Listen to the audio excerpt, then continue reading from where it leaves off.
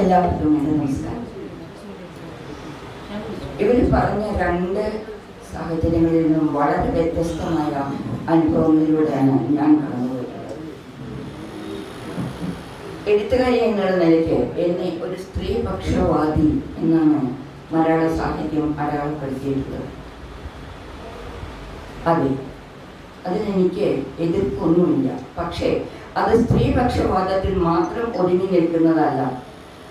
അറിവുവൽക്കരിക്കപ്പെട്ട എല്ലാവരുടെയും കൂടെയാണ് ഞാൻ എന്ന് പറയാൻ ഞാൻ ആഗ്രഹിക്കുകയാണ്. ഇന്ന് നമ്മുടെ സമൂഹത്തിൽ ഒരുപാട് പേരുണ്ട് അറിവുവൽക്കരിക്കപ്പെട്ടവരുണ്ട്.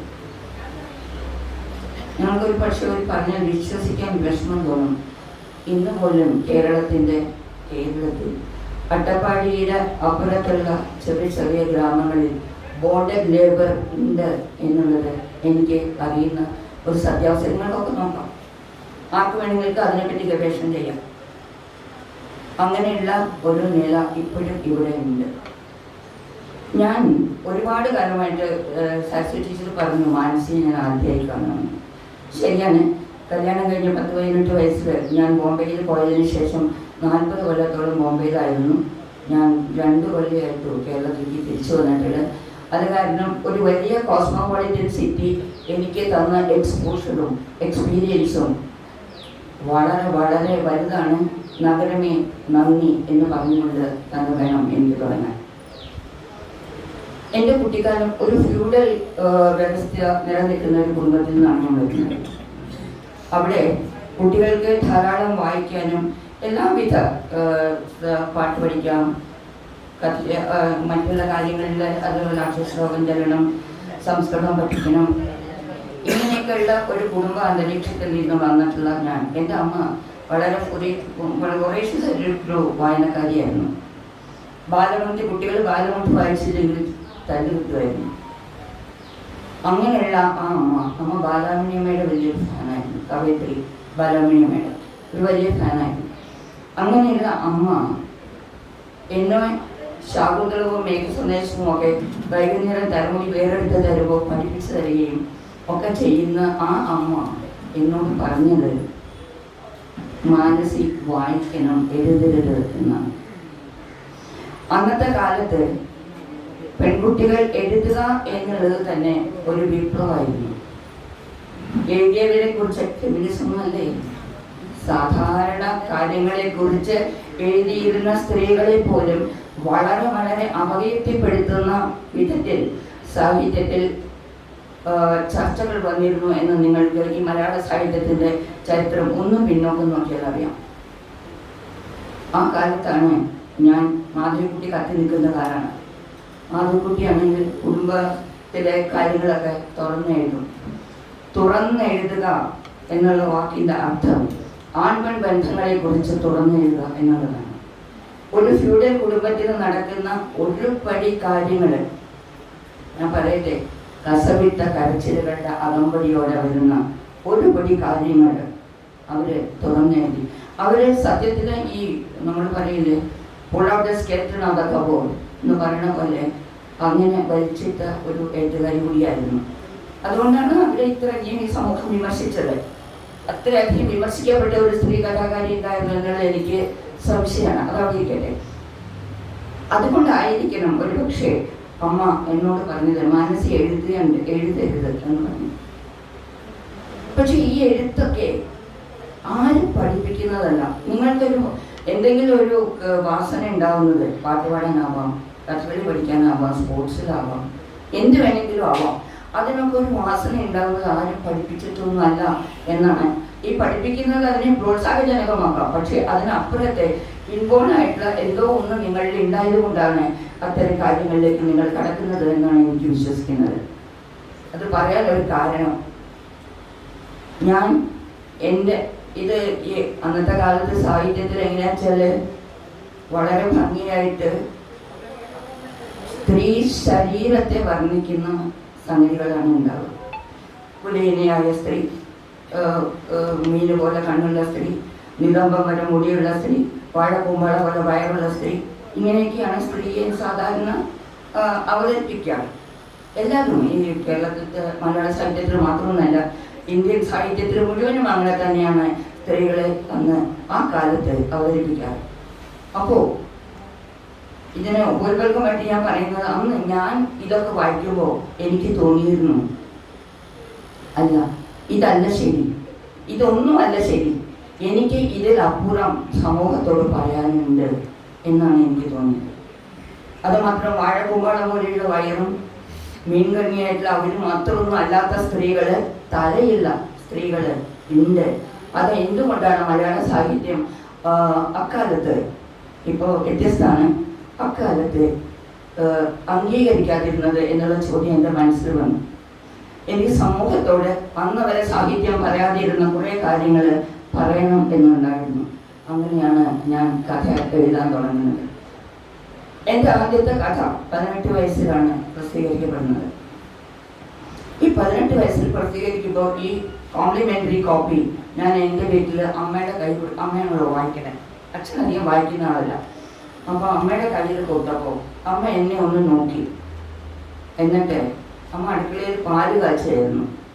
ആ സമയത്ത് അമ്മ ഈ കോംപ്ലിമെൻ്ററി കോപ്പി വിറകുണക്കുന്ന അട്ടത്തേക്ക് വലിച്ചിട്ടു. എന്നിട്ട് എൻ്റെ കൈ പിടിച്ച് ബെഡ്റൂമിൽ കൊണ്ടുപോയി നന്നായി അടിച്ചു, ഒരുപാട്. ഈ അടിക്കുമ്പോൾ അമ്മ പറഞ്ഞ ഒരേ ഒരു കാര്യം, മാനസി ഇനി എഴുതില്ല എന്നുള്ള വാഗ്ദാനം വേണം എന്നായിരുന്നു.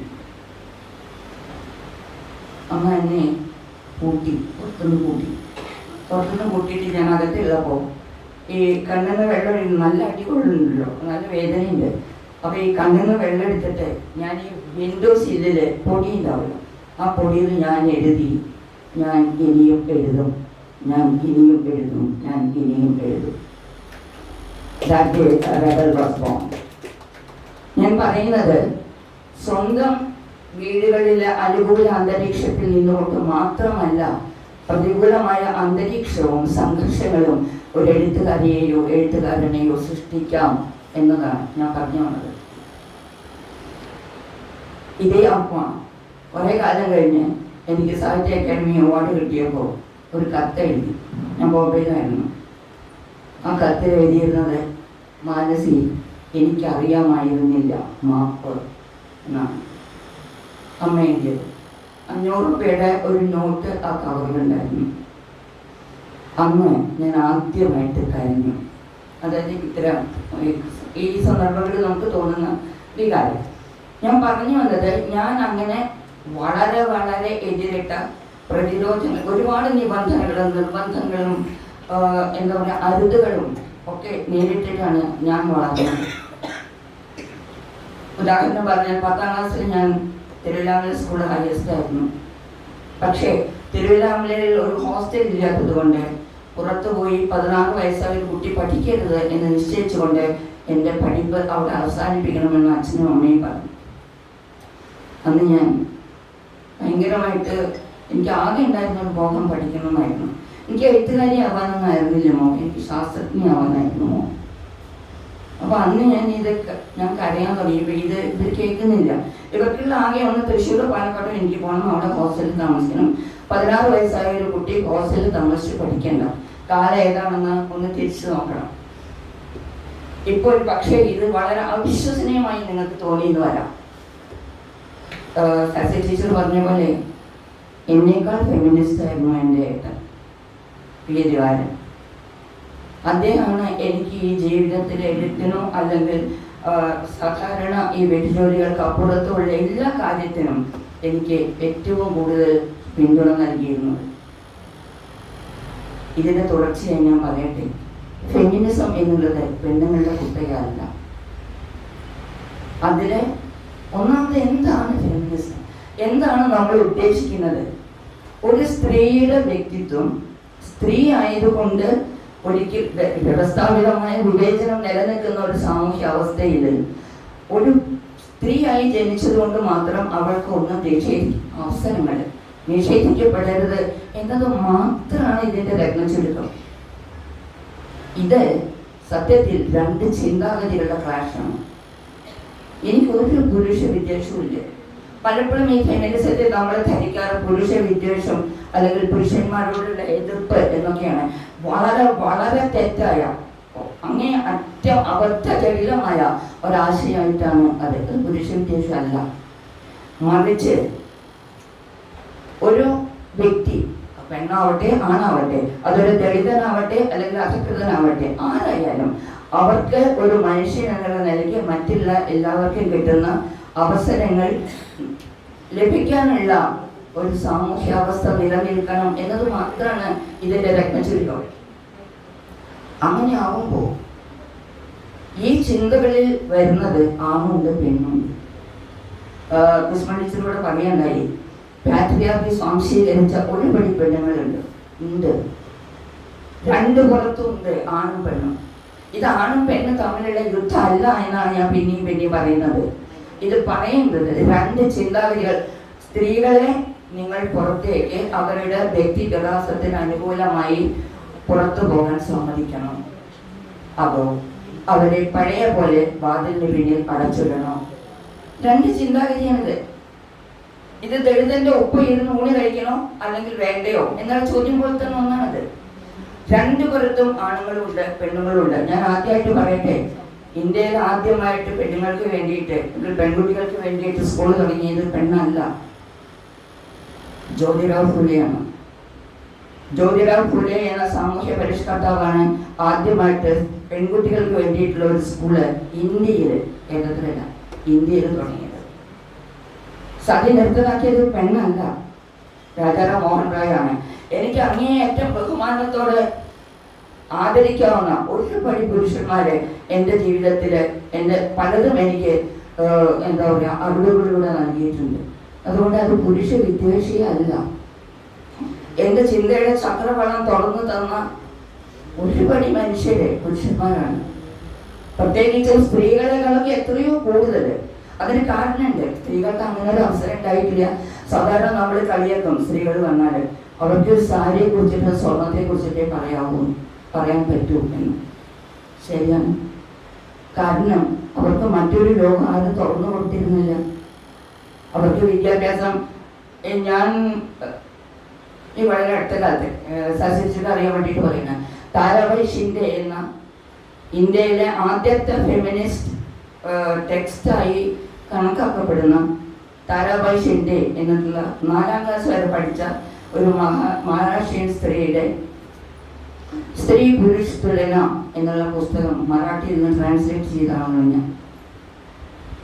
അക്കാലത്തെ അവർ ജീവിച്ചത് അത് ഈ പുസ്തകം പബ്ലിഷ് ചെയ്യുന്നത് 1882 ആലോചിച്ച് നോക്കൂ. 147-150 കൊല്ലം മുമ്പ്. ഈ 150 കൊല്ലം മുൻപ് അവർ പറഞ്ഞ അതേ കാര്യം ഇന്ന് നമ്മൾ പറയണം. എന്തുകൊണ്ട് എത്ര ഇനിയും നമ്മൾ മുന്നോട്ട് നടക്കാനിരിക്കുന്നു?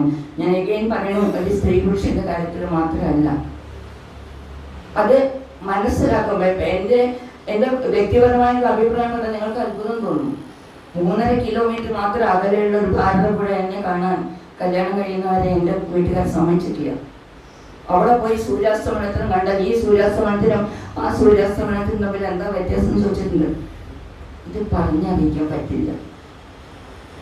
ഇത് പറഞ്ഞാൽ അപ്പുറത്തെ സുഹൃത്തുമാരി എഴുതിയ പോലെ നിങ്ങളെ പോലെ ചിന്തിക്കുന്ന മറ്റൊരു സമാന മനസ്കരായ ഒരാൾ അപ്പുറത്തുണ്ടെങ്കിൽ നിങ്ങൾക്ക് ഇതിൽ പറ്റു പറയാം. സൂര്യാസ്തമനം എന്തുകൊണ്ട് പുറത്തിയിടത്ത് എങ്ങനെ നിങ്ങൾ എക്സ്പ്ലെയിൻ ചെയ്യാം? VK എന്നുള്ള ഞാൻ പറയുന്നത് വിശ്വപ്രസിദ്ധ സാഹിത്യകാരൻ എൻ്റെ വീടിൻ്റെ ഒരു 4 കിലോമീറ്റർ അകലെയാണ് താമസിക്കുന്നത്. ഞാൻ കണ്ടിട്ടില്ല, കല്യാണം കഴിയുന്നത് വരെ കണ്ടിട്ടില്ല.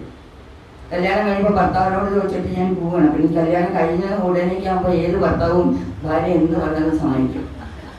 മനസ്സിലായോ? അതുകൊണ്ട് സമ്മതിച്ചതാണ്. അങ്ങനെ ഞാൻ വിക്കേനെ അപ്പൊ ഈ വിക്കേനെ കണ്ടു. പക്ഷെ അമ്മ എന്നോട് പറഞ്ഞു, വിക്കേനെ കാണുകയല്ല വേണ്ടത്, വിക്കേനെ വായിക്കുകയാണ് വേണ്ടത്. പിറ്റേ ദിവസം വിക്കേൻ്റെ എല്ലാ പുസ്തകങ്ങളും എൻ്റെ വീട്ടിലെത്തിയിട്ടുണ്ട്. വളരെ ആദരവോടുകൂടിയിട്ട് ഞാൻ ആ കാര്യം ഓർക്കുവാണ് അമ്മയോട്. ഇത്തരം 4 ദിവസം സത്യാഗ്രഹ സമരം ഇരുന്നിട്ടാണ് ഞാൻ കോളേജിൽ പോകുന്നത്. അത് കഴിഞ്ഞ് ഇത് പറയുമ്പോൾ ഇതിൻ്റെ അനുരണനങ്ങളൊക്കെ ഇപ്പോഴും നമ്മുടെ ഈ ഒരു സിറ്റിയിലൊന്നും നിൽക്കുന്നുണ്ടാവില്ല. പക്ഷേ പല കുഗ്രാമങ്ങളിലും ഇപ്പോഴും നിലനിൽക്കുന്നുണ്ട്. കേരളത്തിലായിക്കോളണം എന്നില്ല. ഇത് കഴിഞ്ഞിട്ട് എനിക്ക് എഞ്ചിനീയറിങ്ങിനും മെഡിസിനും അഡ്മിഷൻ കിട്ടിയപ്പോൾ അമ്മ എൻ്റെ അടുത്ത് വന്നിരുന്ന് രാത്രി കരയുണ്ടായി, മെഡിസിന് പോകരുതെന്ന് പറഞ്ഞിട്ട്. ഒരുപക്ഷെ കേരളത്തിൽ മെഡിസിന് വേണ്ടി പോകാത്ത ഒരേ ഒരു ഞാനായിരിക്കും. അപ്പോൾ അങ്ങനെ ഞാനൊരു കാലഘട്ടത്തെയാണ് വരയ്ക്കുന്നത്. ഇതെൻ്റെ മാത്രം ഇഷ്യൂ അല്ലേ അല്ല. ഞാൻ സത്യമായിട്ട് പറയുന്നത്, സാറ ജോസഫ് 10ാം ക്ലാസ് പരീക്ഷയ്ക്ക് ഇരിക്കുമ്പോൾ അവർ 10 മാസം ഗർഭിണിയായിരുന്നു ഇല്ലാത്തില്ല, സത്യമാണെന്ന് എനിക്കറിയില്ല. ഇങ്ങനെയുള്ള ഒറ്റപ്പെടി ഒരു ജനറേഷൻ്റെ മുഴുവൻ, എൻ്റെ ജനറേഷനിൽ വന്ന സ്ത്രീ എഴുത്തുകാരുടെയൊക്കെ അനുഭവങ്ങൾ. ഞാൻ ഇന്നുവരെ ഒരു പത്ര ഓഫീസിൽ പോയിട്ടില്ല, ഒറ്റയ്ക്ക് യാത്ര ചെയ്തിട്ടില്ല, പോവാൻ പറ്റുമായിരുന്നില്ല. അതാണ് ഫോണില്ല. നിങ്ങൾക്കൊരു എഡിറ്ററായിട്ട് വർത്തമാനം പറയാൻ ആകെയുള്ള ഒരു വഴി പറയാറില്ല, പക്ഷെ പറയാമെങ്കിൽ ഒരു എഴുത്തുകുത്ത് മാത്രമേ ഇപ്പോൾ സാധ്യമുള്ളൂ.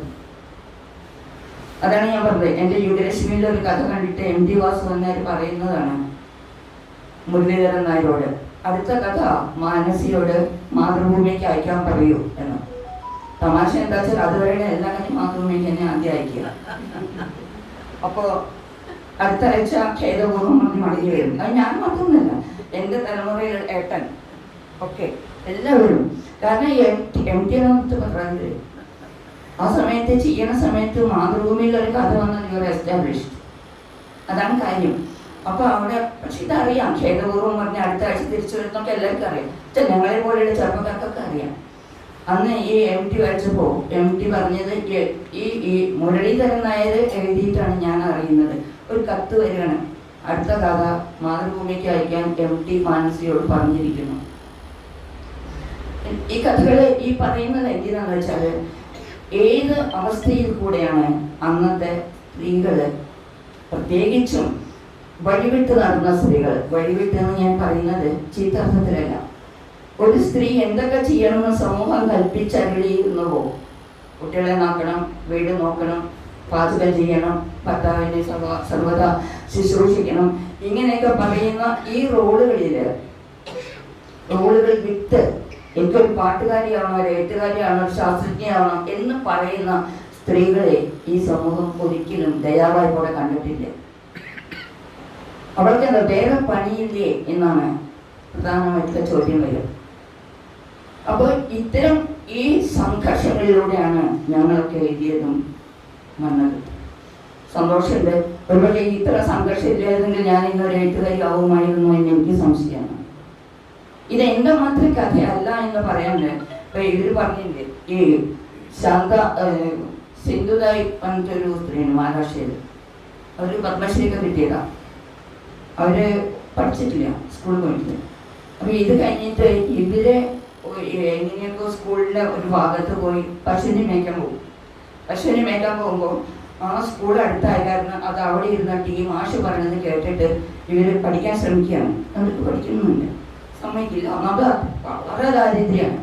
അപ്പോൾ ഇതൊക്കെ കഴിഞ്ഞിട്ട് ഇവര് ഒരു കടലാസ് എടുത്തിട്ട് വായിക്കാൻ, ഈ ശർക്കര പൊതിഞ്ഞു കൊണ്ടുവന്ന ഒരു കടലാസ് ഇരുന്നിട്ട് വായിക്കും.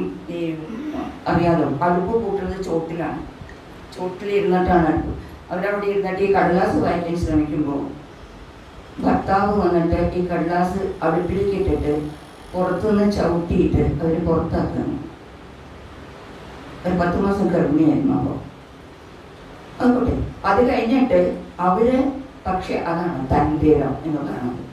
ഞാൻ പറയുന്നത് ഒരു ഫാമിലിയുടെ മുഴുവൻ സപ്പോർട്ടൊന്നും ഇല്ലെങ്കിലും നമ്മുടെ ഉള്ളിൽ ആത്യന്തികമായിട്ടുള്ള അത്തരം ഒരു ആഗ്രഹം ഉണ്ടെങ്കിൽ നമ്മൾ പോരുതും സംശയമൊന്നുമില്ല. ഈ സിന്ധുതായി എന്ന് പറയുന്നത് അവർ പുറത്ത് തൊഴുത്തിൽ പ്രസവിക്കുകയും കുട്ടികളെ വളർത്തുകയും ഇപ്പോൾ മരിച്ചവർ പൂനെയിൽ 7 സ്കൂളുകളുടെ ഉടമസ്ഥയായിട്ട് മരിക്കുകയും ചെയ്ത അനാഥബാലന്മാർക്കുള്ള സ്കൂളുകൾ ഉണ്ടാക്കി അവർ പത്മശ്രീ നേടുകയൊക്കെ ചെയ്തിട്ടുള്ളതാണ്. ഞാൻ പറയുന്നത് അത്തരം എത്രയോ ആൾക്കാരുണ്ട്. അവരെ കുറിച്ചൊന്നും നമ്മൾ അറിയാറില്ല. പണ്ഡിത രമാബായി മഹാരാഷ്ട്രയിലേക്കാണ് കിടക്കണം. ഞാൻ ബോംബെയിലായിരുന്ന കാരണം ഇവരൊക്കെ നേരിട്ട് അറിയാനും കാണാനും. ഞാൻ അന്ന് സിന്ധുതായിയുടെ കാൽക്കൽ മാത്രമാണ് നമസ്കരിച്ചത്.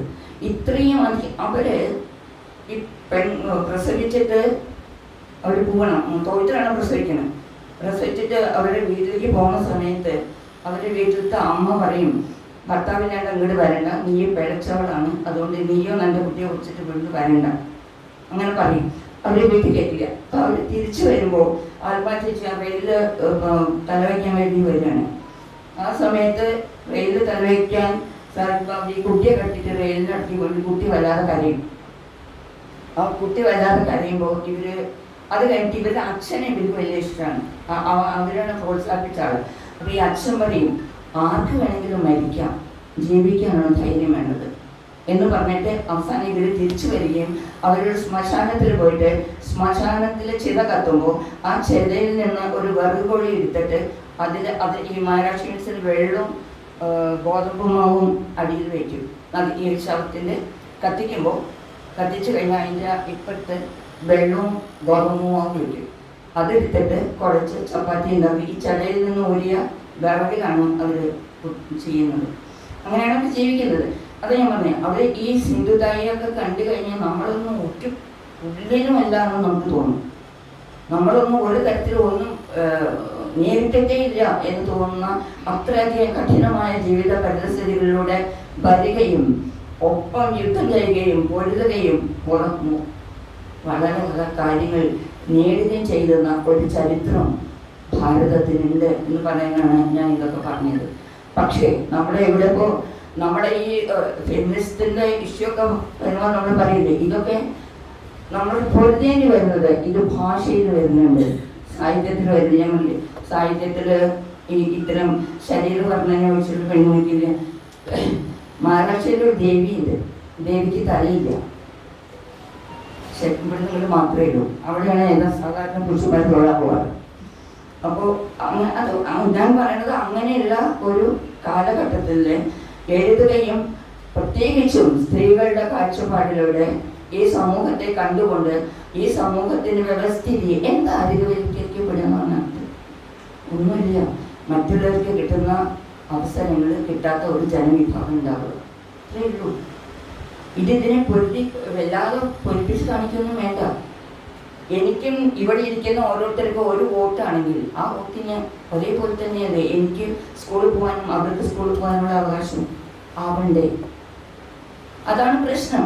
ഇത്രയേ ഉള്ളൂ ഇത്. പക്ഷെ അത് ആണുങ്ങൾ സിഗരറ്റ് വലിക്കുന്നതുകൊണ്ട് ഞാനും സിഗരറ്റ് വലിക്കുന്നു പറയാനല്ല, മനസ്സിലാവും. അതാണ് ഈ ഫെമിനിസത്തെ അല്ലെങ്കിൽ ഇതിൻ്റെ മൂല്യവ്യവസ്ഥകളെ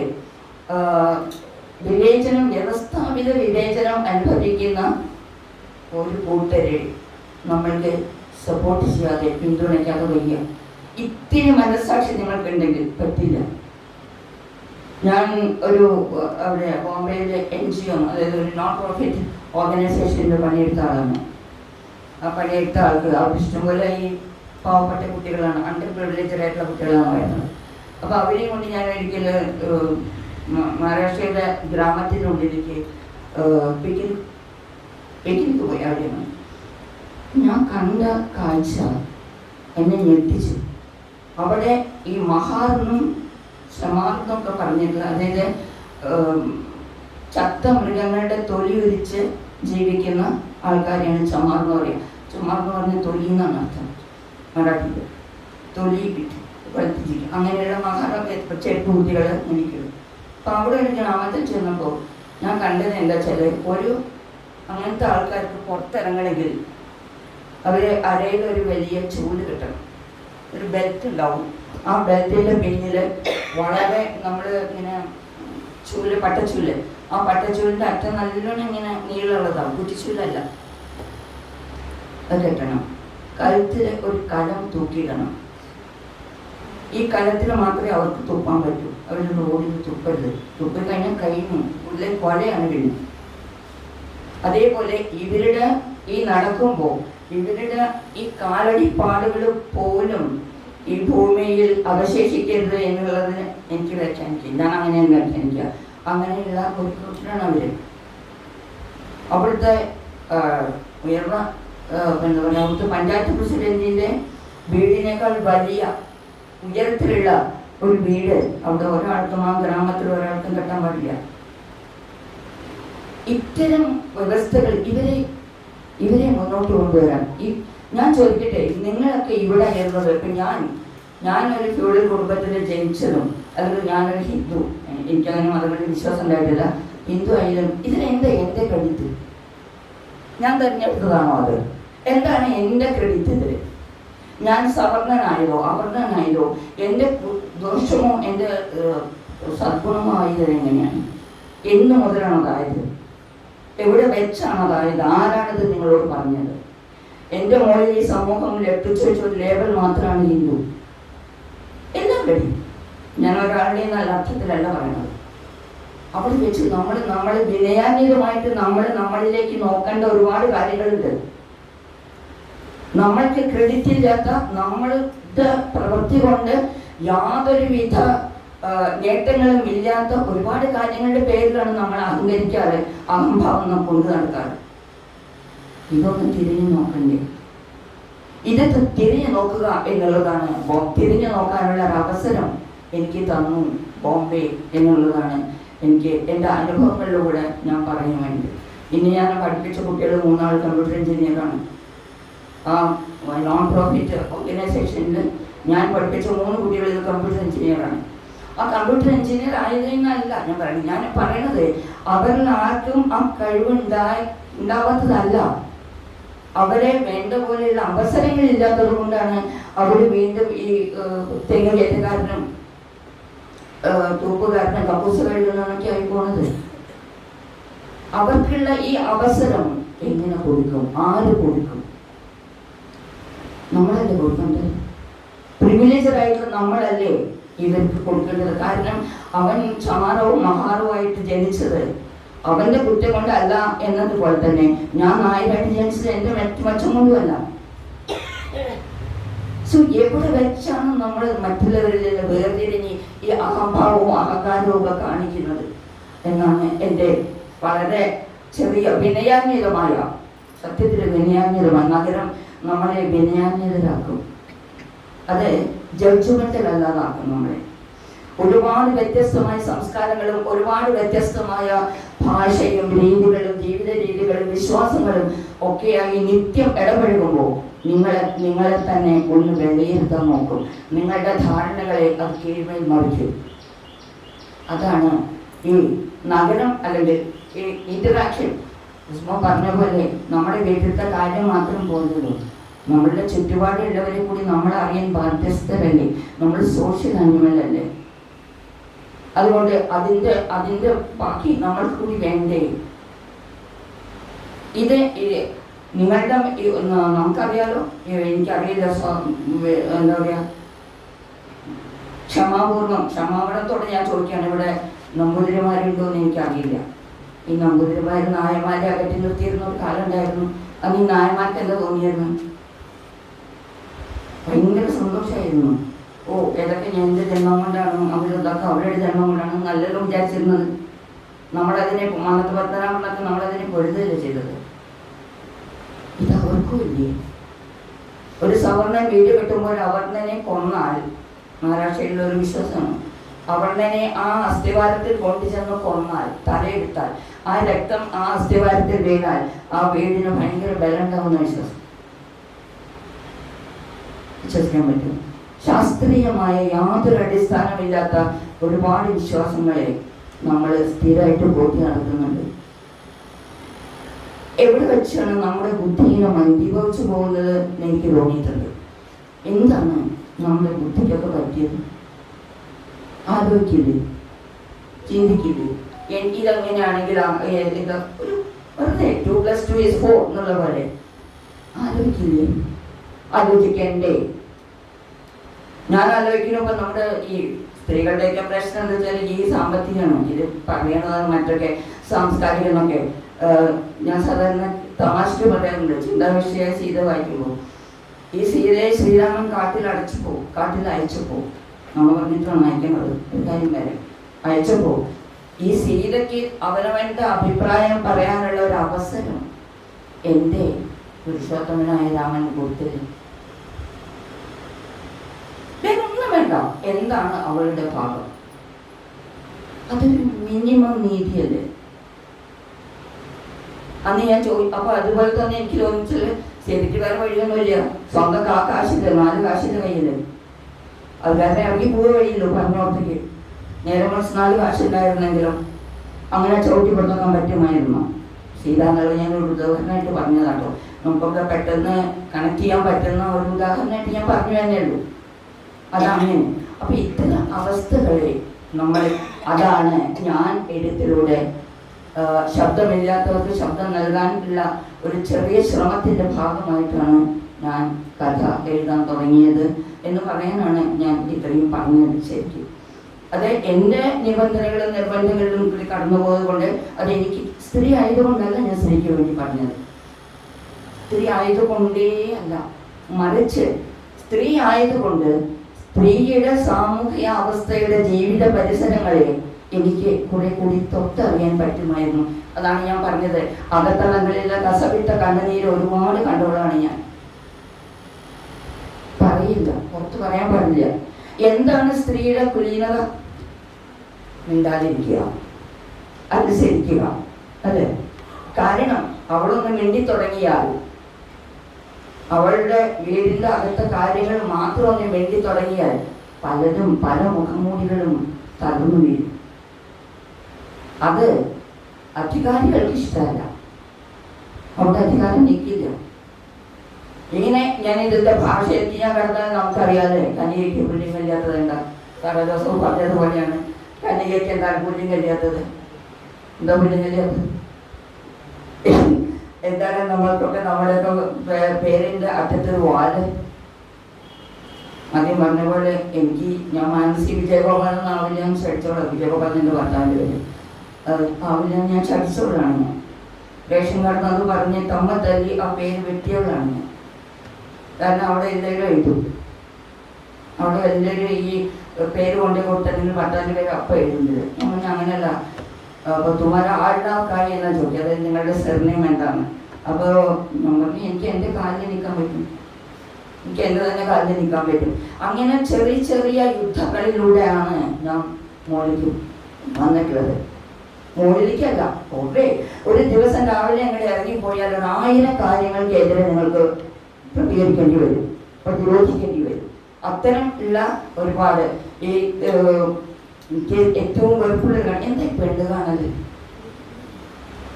എന്താ ഈ പെണ്ണ് കാണല് നമ്മുടെ വിവാഹത്തിൽ? ആരെങ്കിലും ഒന്ന് ആലോചിച്ചിട്ടുണ്ടോ? പെണ്ണ് കാണൽ എന്ന് പറഞ്ഞാൽ പെണ്ണിനെ കാണും അല്ലെ? ഈ കാണുന്നത് കൊണ്ട് ഈ പുരുഷന് ഈ പെണ്ണിനെ കുറിച്ച് എന്തെങ്കിലും അറിയൂ? എത്ര മുടിയുണ്ടെന്നോ, എത്ര മറുണ്ടെന്നോ, എത്ര കണ്ണിന് എത്ര നീളുണ്ടെന്നോ, അരയ്ക്ക് എത്ര വെളുപ്പുണ്ടെന്നോ ഒക്കെ അല്ലാതെ എന്തെങ്കിലും പേരൊന്നും അറിയാമോ? അതല്ലല്ലോ. നമ്മളൊപ്പഴും പറയുന്ന ഒരു കാര്യം, വിവാഹത്തിന്റെ അടിസ്ഥാനം എന്താണ്? പരസ്പരം അറിയുക. തികച്ചും പരസ്പരം അറിയാത്ത 2 പേര് വിവാഹത്തിന് വേണ്ടി പെണ്ണുങ്ങൾക്കൊക്കെ അറിയില്ല. എൻ്റെയൊക്കെ കുട്ടിക്കാലത്ത് നമുക്കറിയില്ല, പുരുഷനെ നോക്കരുത്, ആണിനെ നോക്കരുത് എന്ന് പറഞ്ഞിട്ടാണ് പഠിപ്പിക്കുക വിടുന്നത് കുട്ടികളെ, പെൺകുട്ടികളെ. നല്ല തന്നെ. പക്ഷെ ഒരു ദിവസം തികച്ചും അപരിചിതനായ ഒരാളുടെ കൂടെ ഒരു റൂമിലിട്ട് അടച്ചിട്ട് പറയാണ്, now you live happily ever after. സത്യമാണ്. അല്ലെങ്കിൽ അതിനപ്പുറത്തൊരു പോസിബിലിറ്റി ഉണ്ടാകാം എന്നെങ്കിലും വിചാരിക്കണ്ടേ? ഞാൻ അത്തരം ഫിലിസ്തീനിക്ക് വരികയല്ല ഞാൻ. എന്തുകൊണ്ട്? ഈ കുറേ ഉണ്ട് ഇവിടെ. ഇപ്പം ഈ എന്താ പറയുക, നോർത്ത് ഇന്ത്യൻസിന് വളരെ അനുകരിച്ചിട്ട് ഇവിടെ നെറുകിൽ പൊങ്കുമടൽ തുടങ്ങിയില്ല ഇവിടുത്തെ പെണ്ണുങ്ങൾ കുറേ ഉണ്ട്. അവിടെ എന്താ കാരണം വെച്ചാൽ അവിടെ അവർക്കൊരു കല്യാണത്തിൻ്റെ ഒരു ചടങ്ങാണത്, മാൻഭരണ. മാൻ പറഞ്ഞാൽ ഇത് ഈ മാൻഭരണ എന്നൊരു ചടങ്ങാണ്, നമ്മുടെ താലികെട്ട് പോലെ. അപ്പൊ എന്താ വെച്ചാൽ അത് അങ്ങനെ ചെയ്തു കഴിഞ്ഞാൽ ഇനി മുതൽ ഞാൻ നിന്നെ രക്ഷിച്ചോളാം എന്നാണ് അതിൻ്റെ ഭാഷ്യം. ഇതൊന്നും അറിയില്ല, ഇതൊന്നും അറിയാതെ ഇവിടെ കൊണ്ടിരും കുങ്കുമണ്ട് നമുക്ക് എന്തായാലും. അപ്പോൾ പിന്നെ അത് കുറേ നെറ്റിയിലെടുത്ത് പൂച്ചു. അപ്പോൾ ഇതിൻ്റെ അർത്ഥം എന്താണെന്ന്, എന്തിനാണ് നമ്മൾ താലി? നമുക്ക് എന്തിനും താലി? ഇത് ആണുങ്ങൾ താലിയില്ല. വിവാഹത്തിന്റെ ലക്ഷണമാണ് താലിയെങ്കിൽ എനിക്ക് ഇതിനോട് ഒന്നും എതിരില്ല. നിങ്ങൾ ഇതിൻ്റെയൊക്കെ വാസ്തവികത അറിഞ്ഞിട്ടാണ് ചെയ്യുന്നത് എങ്കിൽ ഒരു വിരോധമില്ല. ഇത് പറയാനുള്ള കാരണം മതം എന്നും സ്ത്രീക്ക് വിരുദ്ധമായിരുന്നു എന്ന് പറയാനായിരുന്നു ഞാൻ. എല്ലാ മതങ്ങളും ഞാൻ ഡിസ്കഷനോ ചാലഞ്ചിനോ തയ്യാറാണ്. അങ്ങനെയാണ്. അല്ലെങ്കിൽ അറിയിച്ചു നോക്കൂ, സതിന്നൊരു സതിപ്രത പറഞ്ഞൊന്നും ഉണ്ടാവുമോ? അങ്ങനെയൊന്നും സാധിക്കുമോ?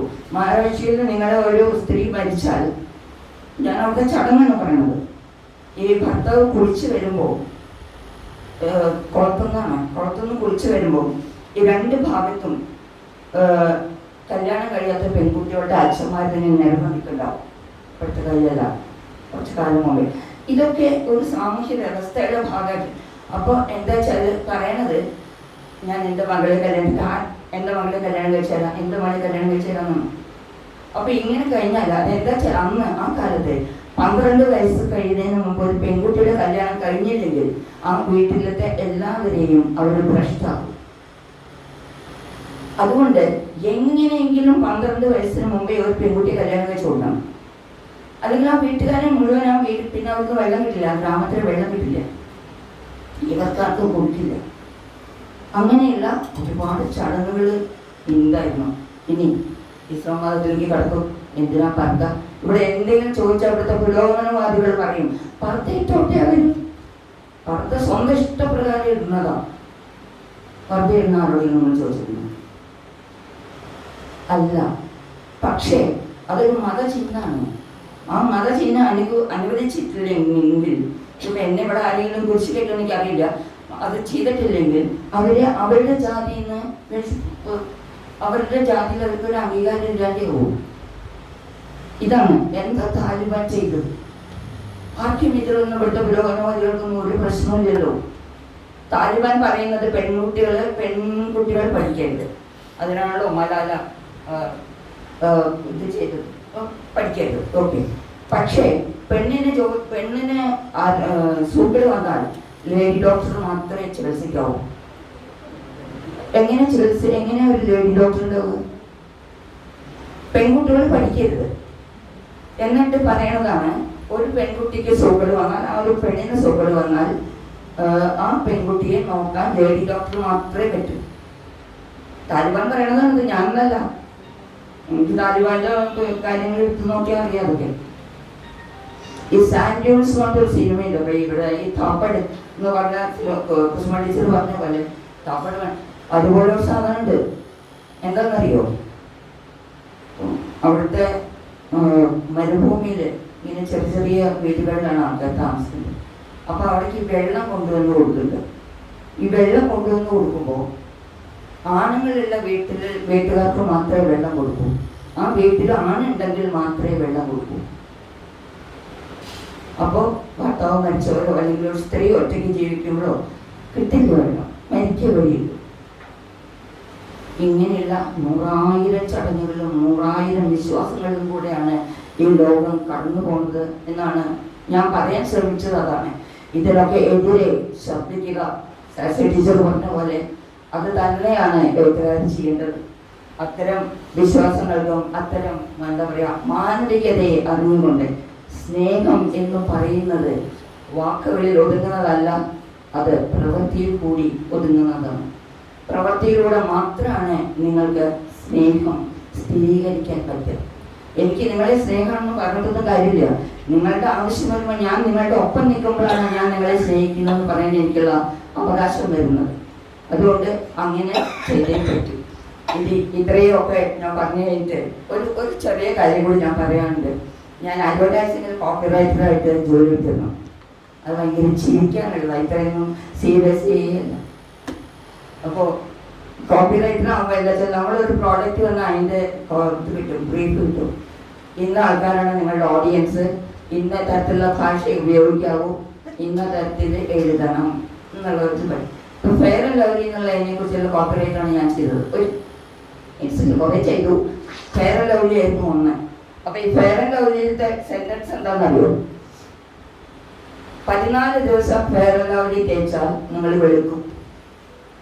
ചോദിക്കില്ലേ ഞാൻ കറുത്തതാണോ വെളുത്തതാണോ? അതെ സംഗതി. അപ്പോൾ 14 ദിവസം ഫെയർ ആൻഡ് ലവ്ലി തുടർച്ചയായി തേച്ചാൽ ഞാൻ വെളുക്കും. എന്നാൽ അവൻ നോക്കും. तो वो देखेगा എന്നാണ് വിഷു. ഹിന്ദി അറിയാലോ, അത്രയും അറിയാലോ. വോ ദേഖേഗ എന്നാൽ അവൻ നോക്കും. അപ്പൊ ഈ അവൻ നോക്കലാണ് ജീവിതത്തിന്റെ പരമ ലക്ഷ്യം. മോക്ഷമൊന്നും അല്ലാട്ടോ, അതൊക്കെ വെറുതെ. ഈ അവൻ നോക്കലാണ് പ്രധാന പ്രശ്നം. അവൻ നോക്കണം, അവൻ നോക്കിയാലാണ് പറ്റുള്ളൂ. അതാണല്ലോ നമുക്ക് ഈ ഭർത്താവ് സേവിങ്സ് ബാങ്ക് ആണല്ലോ. എനിക്ക് ജോലിയൊന്നുമില്ല, ഇവർക്കൊക്കെ ജോലിയുണ്ട്, എനിക്ക് ജോലിയില്ല. മനസ്സിലായി? എൻ്റെ ഭർത്താവ് നാരായണ വന്ന് മാത്രമേ പറ്റൂ. അത് വലിയ വിഷമമാണ്. അത് ശരിക്ക് കാരണം ഞാൻ പറഞ്ഞില്ല, ഞാനിവിടെ പഠിച്ചത് എഞ്ചിനീയറിംഗ് ആണ്. ജോലിയെടുക്കാൻ സമ്മതിച്ചിട്ടില്ല. അവിടെ ചെന്നിട്ട് വീട്ടിൽ ചെന്നപ്പോൾ ഞാനൊരു ടൂറിസ്റ്റ് ഗൈഡായിട്ട് പോയി. മട്ടുത്തെറ്റൊക്കെ വീട്ടിലിട്ടുണ്ട്. എനിക്ക് ഹൗസ് വൈഫ് ആവണ്ട. അപ്പോൾ പോയപ്പോൾ അവിടെ ചെന്നപ്പോൾ ഈ എന്നെ ഇൻ്റർവ്യൂ ചെയ്ത ആൾ പറഞ്ഞു ഞങ്ങൾക്ക് ബയോഡാറ്റ എഴുതി കൊടുക്കണം. അപ്പോൾ ബയോഡാറ്റയിൽ എഴുതിയിട്ട് എൻ്റെ ഹസ്ബൻഡ് ഒരു ബ്രിട്ടീഷ് കമ്പനിയിലാണ് ജോലി എടുക്കണം, 2 വയസ്സ് കുട്ടിയുണ്ട്. അപ്പോൾ ഞാൻ മാർക്കൊക്കെ എനിക്കാണ് ഫസ്റ്റ്. പക്ഷേ പഞ്ചാബി സർദാർജി അവരെന്നെ വിളിച്ച് പറഞ്ഞു, ഒരു കാര്യം, നിങ്ങളാണ് ഫസ്റ്റ്, ഞാൻ നിങ്ങൾക്ക് ജോലി തരില്ല. കാരണം നിങ്ങളുടെ പ്രാഥമികമായ ചുമതല വൈകുന്നേരം ഭർത്താവ് ജോലി കഴിഞ്ഞ് വരുമ്പോൾ പൂമുഖവാതിൽക്കൽ, അതല്ലേ സ്ഥാനത്ത് ഇങ്ങനെ ഒരു ചായ കപ്പൊക്കെ പിടിച്ചിട്ട് അവിടെ നിൽക്കണം. 2 വയസ്സായ കുട്ടിയെ നോക്കണം. അല്ലാണ്ട് നിങ്ങൾക്ക് പോയി ടൂറിസ്റ്റ് ഗൈഡായിട്ട് പോകേണ്ട യാതൊരു കാര്യമില്ല, നിങ്ങൾക്ക് ഞാൻ ജോലി തരില്ല. ഇങ്ങനെ ഈ ജോലി കിട്ടാത്ത ഒരുപാട് പ്രശ്നങ്ങൾ എനിക്കുണ്ടായിരുന്നു. ജോലി കിട്ടുക എന്നുള്ള ഈ അഡ്വർടൈസിംഗ് കോപ്പറേറ്ററായിട്ട് വർക്ക് ചെയ്തത് ഞാൻ മക്കൾ വലുതായിട്ടാണ്. അപ്പോഴേക്കൊക്കെ ഭർത്താവിനോട് പേടി മാറി. അതാണ് ഒന്ന് പോയി പണി നോക്കിയെന്ന് പറഞ്ഞ് വിചാരിക്കുന്നുണ്ടായിരുന്നു. അതുകൊണ്ടാണ്. അപ്പം ഞാൻ പറയണത് അങ്ങനെയുള്ള കാര്യങ്ങളുമാണ്. അപ്പം ഈ ഫെയർ ആൻഡ് ലവ്ലിയിലേക്ക് വരാം. ഇപ്പം ഈ ഫെയർ ആൻഡ് ലവ്ലി ആയതുകൊണ്ട് നിങ്ങളൊക്കെ മനസ്സിലാക്കേണ്ട ഒരു കാര്യമുണ്ട്. ലീഗൽ സെല്ലുണ്ട് അവരുടെ. അപ്പം ലീഗൽ സെല്ല് പറയും, നിങ്ങൾ ഒരിക്കലും എഴുതരുത് it will make you fairest, അല്ലെങ്കിൽ it will make you fair എന്ന് എഴുതരുത്, it will make you fairer എന്ന് എഴുതണം. Comparative degree fair fair fairest fairer അന്ന് എഴുതാൻ പാടും. അപ്പോൾ ഞാൻ ചോദിച്ചാൽ അതെന്താ കാരണം? ഈ ഒരാൾ ഇപ്പോൾ ആദ്യത്തെ ഞാൻ ഫെയർ ലവ്ലി ഉപയോഗിക്കാൻ തുടങ്ങി. ഇന്ന് ഞാൻ ഫോട്ടോ എടുത്ത് വയ്ക്കില്ലല്ലോ, എന്നെ ഇല്ല. 14 ദിവസം കഴിഞ്ഞിട്ട് ഞാൻ വെളുത്തില്ലെങ്കിൽ ഞാൻ കോടതി പോകാൻ എനിക്ക് ഇല്ലേ. ഫെയർ ആൻഡ് ലവ്ലി തേച്ചിട്ട് ഞാൻ വെളുത്തില്ല. പക്ഷേ ജഡ്ജി പറയും, നിങ്ങൾ ഈ 14 ദിവസം മുമ്പ് എത്ര ഫെയർ ആയിരുന്നു എന്നുള്ളതിന് തെളിവ് വേണം. നമ്മളത് ഫോട്ടോ എടുത്ത് വെക്കില്ലല്ലോ. അപ്പൊ നമ്മൾ തോൽക്കും. ഇങ്ങനെയാണ് ഈ അഡ്വർടൈസ്മെന്റ് മുഴുവൻ നമ്മളെ വീട്ടുകളാക്കുന്നത്. ഫെയർ ഗ്ലോ പറഞ്ഞ സോപ്പുണ്ട്. ഫെയർ ഗ്ലോ പറഞ്ഞാൽ അതുപോലെ തന്നെ ഒരാൾ 14 ദിവസം വായിച്ചിട്ട് എനിക്ക് എഴുതി. ഞാൻ ഡിപ്പാർട്ട്മെന്റിലായിരുന്നു. അപ്പൊ എഴുതി, ഞാൻ 5 കട്ട ഫെയർ ഗ്ലോ സോപ്പ് തേച്ചു, പക്ഷെ ഒട്ടും വെളുത്തില്ല. അതല്ല, അതുകൊണ്ട് നിർത്തല്ല ചെയ്യുന്നത്, ഒട്ടും വെളുത്തില്ല. അതുകൊണ്ട് ഇതെങ്ങനെ തേക്കണം എന്ന് എന്നെ ഒന്ന് ഉപദേശിക്കണം എന്നാണ്. ഇങ്ങനെയുള്ള ഒരുപാട് പിന്നെ നമ്മൾ പറയുന്നത് പോലെ വാനേഷങ്ങളുടെ പല പ്രോഡക്റ്റ് എനിക്ക് കാണാം. അതിനെതിരെ ഇപ്പോൾ വാനേഷ് എന്ന് പറഞ്ഞൊരു സാധനം കറ പോയില്ലെങ്കിൽ നിങ്ങൾക്ക് കോടതിയിൽ പോകാൻ പറ്റില്ല. അതിൻ്റെ ചോട്ടിൽ ഒരു ലൈനുണ്ട്, അണ്ടർ ഐഡിയൽ കണ്ടീഷൻസ്. മനസ്സിലായോ? വാനിഷ് ഉപയോഗിക്കുമ്പോൾ അണ്ടർ ഐഡിയൽ കണ്ടീഷൻസ് ആയാൽ മാത്രമേ നിങ്ങൾക്ക് കോടതി പോകാൻ പറ്റും. ഇങ്ങനെ നമ്മൾ ഈ ഫെയർ ആൻഡ് ലവ്ലി ഞാൻ ചെയ്യുമ്പോൾ ഞാൻ അവിടുത്തെ ക്രിയേറ്റീവ് ഡയറക്ടറോട് തമ്മത്തലി ഇറങ്ങി പോകുന്ന ആളാണ്. ഞാൻ പറഞ്ഞു, എനിക്ക് ഒരാവശ്യമില്ല, വെളുക്കേണ്ട ഒരാവശ്യമില്ല. ടീച്ചർ പറഞ്ഞ പോലെ ഞാൻ വെളുത്തിട്ടൊന്നുമല്ല. അപ്പോൾ അത് കാരണം വെളുക്കേണ്ട ഒരാവശ്യമില്ല. ഇത് വളരെ സാമൂഹ്യപരമായിട്ട് വളരെ ഡെറിവേറ്റീവായിട്ടുള്ള ഒരു സെൻറ്റൻസ് ആണ്. വെളുക്കുന്നുള്ളതും നീ നോക്കുന്നുള്ളതും ഞാൻ അവിടെ കൂട്ടിയിട്ട് എഴുതിപ്പോന്നാണ്. ഞാൻ പറഞ്ഞു തന്നെ എന്താ വെച്ചാൽ ഇത്തരം സംഘർഷങ്ങൾ ഒരുപാട് നമ്മൾക്ക് ഈ ജീവിതത്തിൽ നേരിടേണ്ടി വരും. അവിടെയൊന്നും തോൽക്കാനല്ല, മറിച്ച് എൻ്റെ വിശ്വാസം ശരിയാണെങ്കിൽ അതിനു വേണ്ടി പൊരുതാൻ തയ്യാറാവുക എന്നുള്ളതാണ്. എൻ്റെ നിലപാടുകളെ കൊണ്ട് ചോദിച്ചതുകൊണ്ട് ഞാൻ പറയുന്നതാണ്. കലാപരമായിട്ടുള്ള ഏത് കാര്യത്തിലും കണ്ടന്റ് അല്ല പ്രധാനം. അതുകൂടി ഞാനിവിടെ പറയാൻ ശ്രമിക്കുകയാണ്. അല്ല, ഒരു കളിമൺ പ്രതിമയെ 10 ആൾ 10 തരത്തിൽ ഫോട്ടോ എടുത്താൽ 10 സാധനം വരുന്നത് പോലെയാണ് കഥ. ഒരു കണ്ടന്റിനെ നിങ്ങൾ എങ്ങനെ അല്ലെങ്കിൽ കാളിദാസൻ പ്രണയം എഴുതിയതാണോ പണ്ട്, ശൗന്തളിയും ദുഷ്യന്തനും ഒക്കെ ആയിട്ട്. ഇന്നും ഞാൻ എഴുതുന്നത് പറ്റില്ലല്ലോ. അപ്പൊ ഏതായാലും ഈ കലാപരമായിട്ടുള്ള ഇതിന് എൻ്റെ നിലപാട് കണ്ടന്റ് അല്ല പ്രധാനം, അതിൻ്റെ സമീപനവും അത് അവതരിക്കപ്പെടുന്ന രീതിയും ആണ് എന്ന് കൂടിയിട്ട് എനിക്ക് പറയണം. ഒപ്പം കൂടത്തിൽ പറയാനുണ്ട്. ദൈവം സർവശക്തനെ സൃഷ്ടിച്ചിരുന്നു. ദൈവം അവിടെ ചുമരിൽ ഞാൻ തൂക്കിയിട്ട് എൻ്റെ സങ്കടങ്ങളൊക്കെ ഞാൻ പറയാനുണ്ട്.